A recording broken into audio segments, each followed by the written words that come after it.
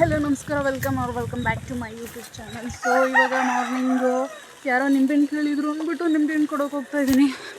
So cycle ಎತ್ಕೊಂಡು, cycle ಬೇರೆ brake ಇಲ್ಲ, ಮತ್ತು ಸೈಕಲೆಲ್ಲ ಸ್ವಲ್ಪ ರಿಪೇರಿಗೆ ಬಿಡಬೇಕಾಗಿದೆ. ಸೊ ಈ ಸೈಕಲ್ನ ತೊಗೊಂಡು ರಿಪೇರಿಗೆ ಬಿಟ್ಬಿಟ್ಟು ನನಗೆ ನಿಂಬೆಹಣ್ಣು ಕೊಟ್ಬಿಟ್ಟು ಸೊ ಇವತ್ತಿನ ಡೇನ ಸ್ಟಾರ್ಟ್ ಮಾಡ್ಬೇಕು ಗೈಸ್. ಇದನ್ನು ಗ್ಯಾರೇಜ್ಗೆ ಅಂದರೆ ಸೈಕಲ್ ಪಂಚರ್ ಅಂಗಡಿಗೆ ತಗೋ ಹೋಗ್ತಾ ಇದ್ದೀನಿ. ಅಣ್ಣ ಸೈಕಲು ಬ್ಲೋ ಇಲ್ಲ ಇಂದ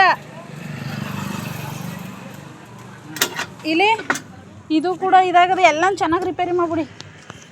ಇದು ಆಯಲು ಇಲ್ಲ, ಕಟ್ಕ ಅನ್ನತ್ತ, ಮತ್ತು ಸೈಕಲ್ ಬ್ರೇಕ್ ಇಲ್ಲ ಅಂದ್ರೆ ಕಟ್ ಮಾಡಿಬಿಟ್ಟು ಅದೇನೋ ಇದು ಮಾಡ್ತಾರಲ್ಲ, ಸ್ವಲ್ಪ ಫಿಟ್ ಮಾಡಿಬಿಡಿ ಅಷ್ಟೇ. ಬ್ರೇಕ್ ಹಿಡಿಲ್ಲ ನೋಡಿ, ಇಲ್ಲಿ ಅದು ಬ್ರೇಕ್ ಹಿಡಿತಾ ಇಲ್ಲ. ಹ್ಞೂ, ಅದಕ್ಕೆ ಇದೊಂದು ಸ್ವಲ್ಪ ನೋಡಿ, ಎಲ್ಲಿ ಕಟ್ಕ ಅನ್ನತ್ತ, ಹಾಂ ಗ್ಲೋ ಇಲ್ಲ. ಆಮೇಲೆ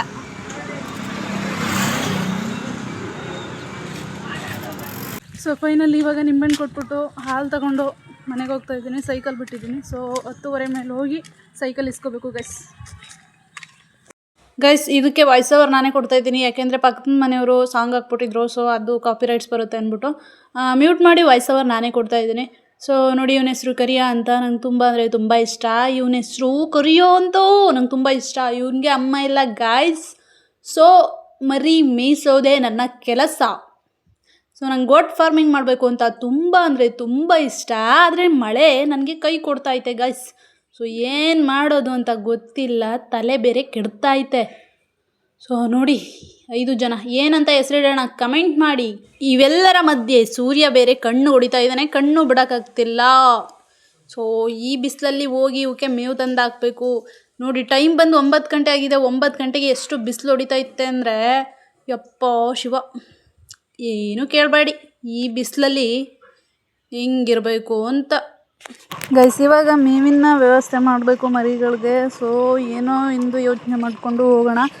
ಆದರೆ ಔಷಧಿ ಹೊಡೆದಿರ್ತಾರೆ ಅನ್ನೋದೊಂದು ಭಯ ಗೈಸ್. ಎಲ್ಲ ಕಡೆನೂ ಸುಮ್ಮನೆ ಅಕ್ಕಪಕ್ಕದಲ್ಲಿ ದೂರ ಅಂತೂ ಹೋಗೋದಕ್ಕಾಗಲ್ಲ ನನಗೆ, ಯಾಕೆಂದರೆ ನಿಮಗೆ ಗೊತ್ತು. ಕೋಳಿ ಕರಿತಾ ಇದ್ದಾರೆ. ಸೊ ಮೊಟ್ಟೆ ಹಾಕಿದ್ರೆ ನೋಡೋಣ. ಸೊ ಹಾಕವ್ರೆ, ಅದಕ್ಕೆ ಸೊ ಗೈಸ್ ಮೊಟ್ಟೆ ಹಾಕವ್ರೆ.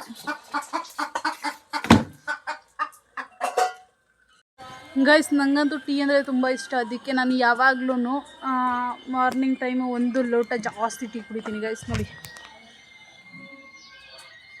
ನನ್ನ ಫೇವ್ರೇಟ್. ನೀವು ಕೂಡ ಟೀ ಲವರ್ ಆಗಿದ್ದರೆ ಕಮೆಂಟ್ ಮಾಡಿ. ನಾನಂತೂ ಟೀ ಲವರು. ಬೇಸಿಗೆ ಇರಲಿ, ಮಳೆ ಇರಲಿ, ಚಳಿ ಇರಲಿ, ಯಾವ ಟೈಮಲ್ಲೂ ಇರಲಿ, ವೆದರ್ ಯಾವ ಥರನಾರು ಇರಲಿ, ಆದರೆ ನಾನು ಟೀ ಕುಡಿತೀನಿ ಜಾಸ್ತಿ ಗೈಸ್. ಕಣ್ಣು ಸೂರ್ಯನ ಕಿರಣಗಳು ಕಣ್ಣಿಗೆ ಹೊಡಿತಾ ಐತೆ. ಸೊ ಮಾತಾಡೋದಕ್ಕೆ ಆಗ್ತಾ ಇಲ್ಲ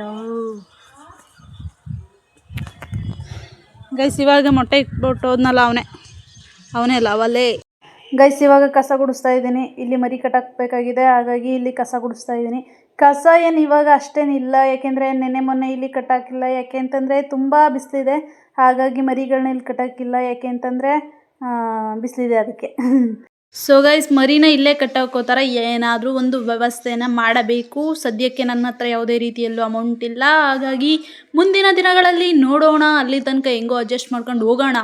ಸೊ ಇವಾಗ ಕಸ ಗುಡಿಸ್ತಾ ಇದ್ದೀನಿ. ಹೆವಿ ಧೂಳು ಬರ್ತೈತೆ ಗೈಸ್. ನಿಮ್ಮ ಮುಖಕ್ಕೆ ಈ ಥರ ಧೂಳು ಬಿದ್ದರೆ ಖಂಡಿತ ಮುಖ ಅಂತೂ ಉಳಿಯೋದಿಲ್ಲ.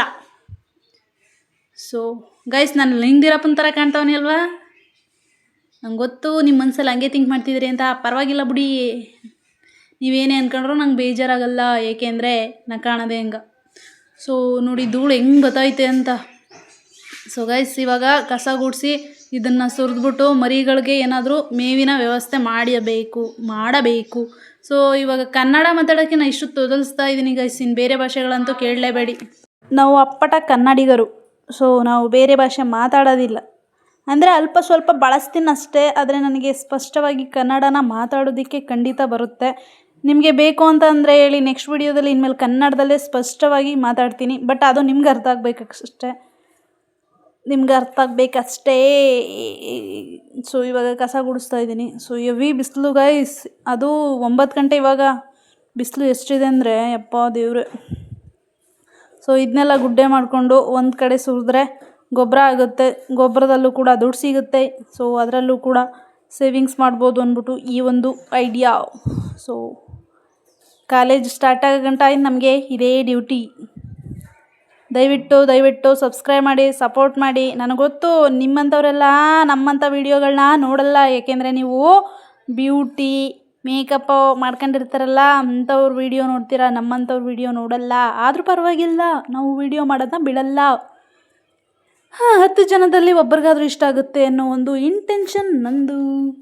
ಗೈಸ್, ಮರಿ ಕಟ್ಟಾಕೋ ಜಾಗಕ್ಕೆ ಸ್ವಲ್ಪ ನೀರು ಹಾಕ್ತಿದ್ದೀನಿ. ಹೆವಿ ಧೂಳು ಎದ್ದಳ್ತಿತ್ತು, ಹಾಗಾಗಿ ನೀರನ್ನ ಚಿಮ್ಮಿಸ್ತಾ ಇದ್ದೀನಿ. ಸೊ ನಾಳೆಯಿಂದ ಸ್ವಲ್ಪ ನೆಲ ಗಟ್ಟಿಯಾಗಲಿ ಕಸ ಗುಡಿಸುವಾಗ ಅನ್ನೋ ಒಂದು ಭಾವನೆ.